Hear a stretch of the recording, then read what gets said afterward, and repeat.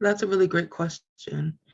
Oftentimes, when two people are in conflict, how they address the conflict is by coming up with a set of agreements that's about describing behavior that they're asking each other to engage in order to avoid future conflicts.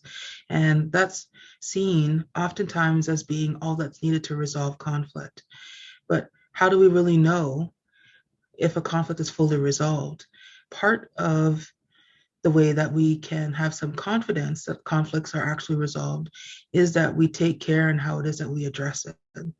And specifically, what I'm speaking of here is that we invite conversations that are about extracting what's meaningful or the learning within the conflict.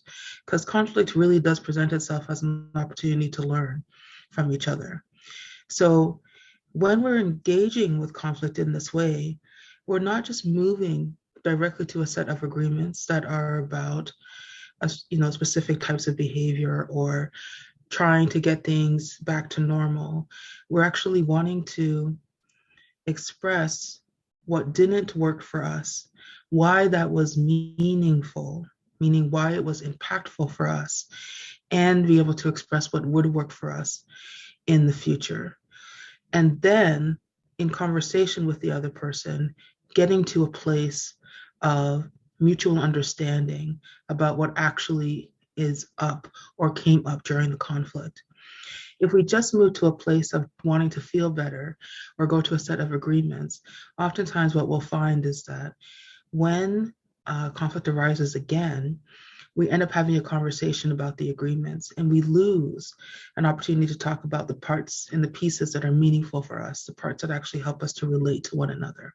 So that's my invitation when we're looking at how can we actually know that a conflict is addressed.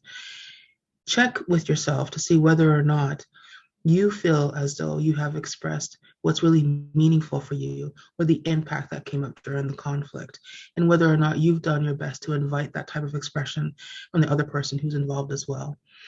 This way, you have conversations about meaning, which always does more to generate connection than simple agreements.